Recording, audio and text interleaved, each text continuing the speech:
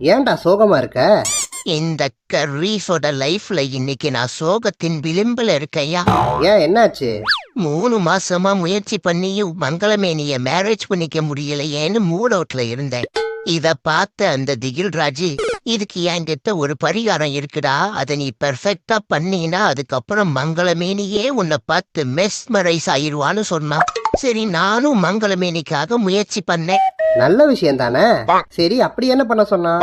ஊசி போன ஊறுகாய உச்சந்தலையில தடவி ஊர் முழுக்க சுத்தி வந்து அத உன் உள்ளங்கையால உளமாற எடுத்து உன் உணவோட சேர்த்தி உண்டீனா உன் உள் மனசுல இருக்கிறது உடனே நடக்கும்னு சொன்னான். நானும் அப்படியே பண்ணேன். ஆனா பெர்ஃபெக்டா பண்ணதுக்கு அப்புறம் தான் தெரிஞ்சது அது ஒரு பிராங்க்னு. ஒரே அசிங்கமா போச்சியா. அதை விட உச்சி மண்டையில ஒரே எரிச்சலாயி பட்டெக்ஸ் பக்கம் ஓவரா புகைச்சலாயி இப்போ நிக்காம போகுது ஏ ஆயி.